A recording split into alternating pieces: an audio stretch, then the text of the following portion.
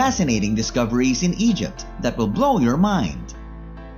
In terms of art, architecture, and science, the ancient Egyptians were among the most outstanding civilizations of the ancient world.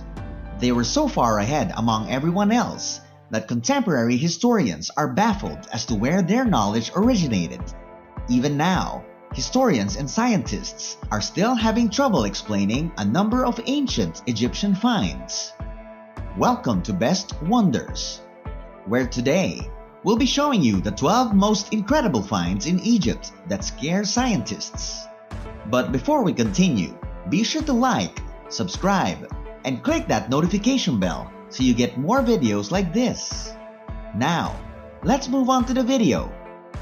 Along with all of the other areas of expertise we've highlighted, the Egyptians excelled above all of their contemporaries in arts and crafts. To demonstrate this, here are 27 ancient regal statues of Sekhmet, the lion-faced goddess of war, found at the site of the temple of Amenhotep III on the west bank of Luxor. Each of the statues is made of black granite, which is a challenging material to work with, and must have been chosen with a specific purpose if durability was the goal. If so, the choice was successful, as the statues are still standing today, after thousands of years. The majority of the statues are over 6 feet tall, but there are a few smaller ones that depict the goddess seated on a throne holding the Egyptian symbol of life in her left hand. The temple is a massive structure measuring almost 4 million square feet, which is equivalent to 65 American football fields. Archaeologists believe that an earthquake about 3,200 years ago largely destroyed it, but there is still much more excavation work to be done at the site. The construction method of the Great Pyramid of Giza is still unknown. It turns out that we don't know what's inside it either. In 2017, a team of scientists discovered a huge hidden chamber inside the pyramid known as the Pyramid of Khufu. The 100-foot-long void is big enough to store an entire Boeing 747, and it's the first significant discovery about the pyramid's interior since the 19th century. The chamber is located above the Grand Gallery, and the void can be seen in great detail on scans of the pyramid. Due to the severity of the damage that would be done to the pyramid by cutting it open, the Egyptian government has thus far refused to allow it to happen. There may be something inside the void that was purposefully walled up when the structure was built about 4,500 years ago, but it is impossible to find out without breaking into it. The answer to the question of did the ancient Egyptians understand the basic principles of electric lighting is almost certainly no. But even if we accept that, we could still use some answers. The Dendera relief, also known as the Denderolite, is located beneath the Temple of Hathor in Dendera. It is easy to see why the enormous objects held aloft by the human figures in these carvings truly do look like giant light poles. The carvings, according to Egyptologists, depict serpents being carried on lotus leaves. While logic suggests that Egyptologists are more likely to be right than supporters of the bulb theory, it is still puzzling why the same serpent and lotus leaf arrangements don't appear on any other known ancient Egyptian carvings. Egypt no longer has one of the world's most bizarre ancient Egyptian discoveries. Rather, it has been on view inside the National Museum of Antiquities in Leiden, the Netherlands, since 1828. The discovery in question is a 10-foot-long mummified crocodile that ancient Egyptians stuffed with the similarly mummified remains of an additional 47 baby crocodiles. The biggest surprise about this find is that it wasn't until 2016 that museum staff members learned there were still 47 baby crocodiles there. The presence of the baby crocodiles was detected during that year when the crocodile was scanned using cutting-edge 3D imaging equipment as part of an ongoing project. The strange mummy was made about 2,500 years ago, and researchers believe it is a tribute to the Egyptian god Sobek. Sobek was often represented by a human body with a crocodile head. It is unclear what the creators of this somewhat macabre mummy hope to gain from Sobek, but they must have put a lot of effort into it.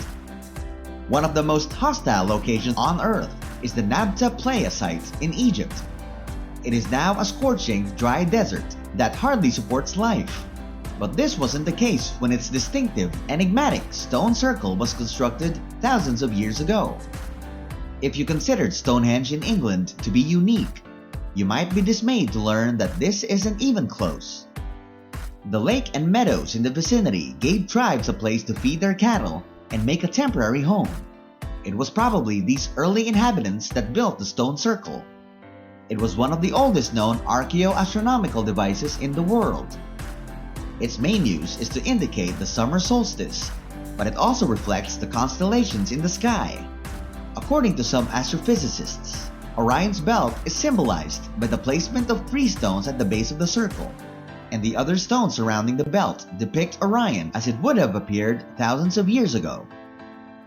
The discovery of an unknown king or queen is one of the few things that excites archaeologists in Egypt more than anything else. Although such discoveries are less frequent than they were a century ago, they were still known to occur on occasion. As evidence, consider the tomb of Queen Kantakawas III, which was found at the end of 2014. The queen's tomb was discovered by Abu Suur and is estimated to be around 4,500 years old. Before her tomb was discovered, Egyptologists and historians were unaware that any queen by that name had ever existed. There is an undeniable connection between the two, even though we can't say exactly what that connection was.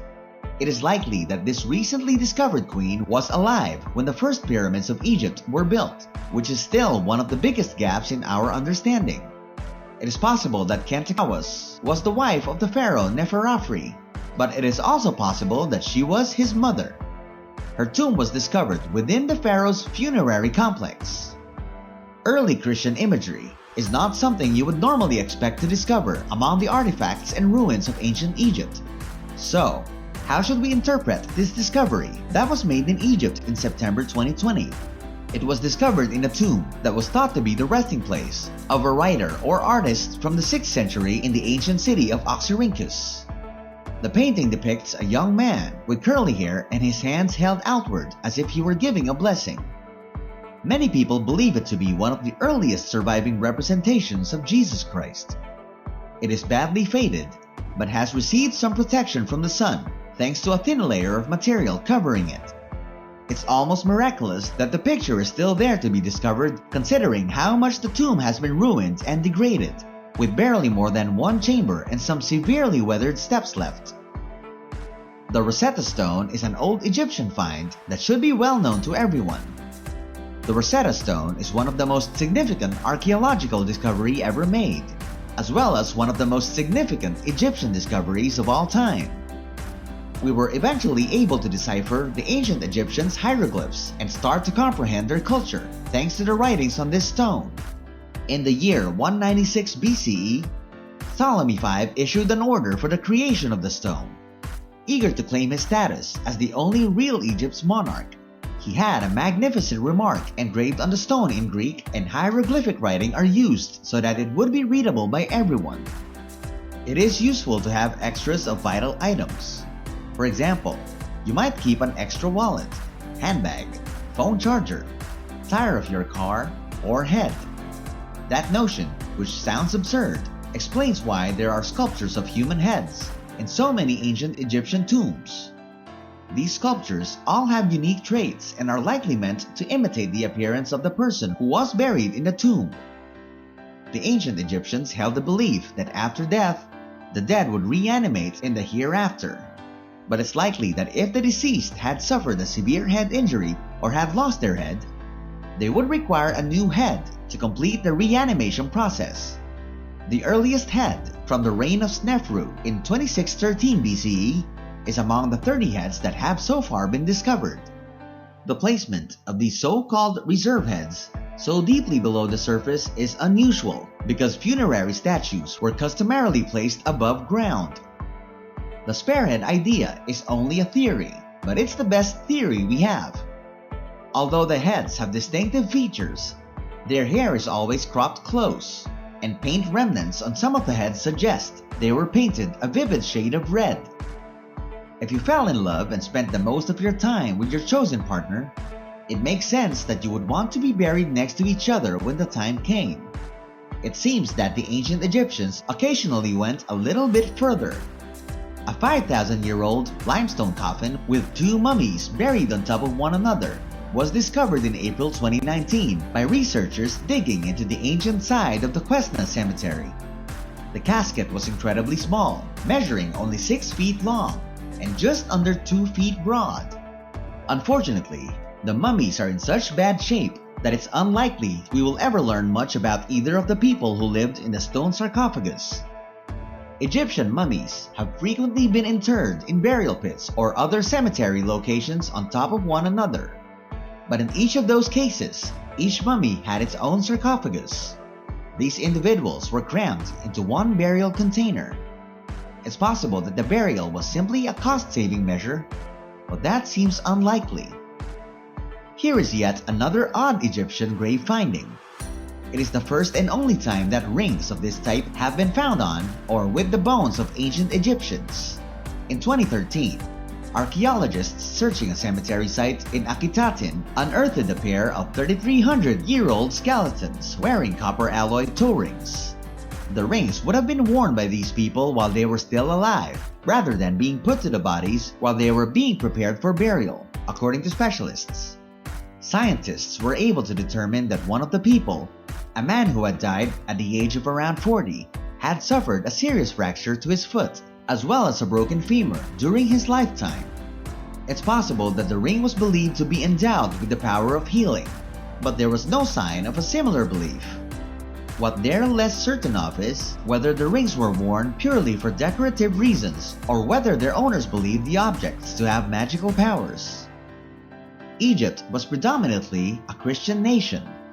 The codex is likely to be property of one of the few but devoted Seth worshippers who existed in Egypt during the early Christian centuries.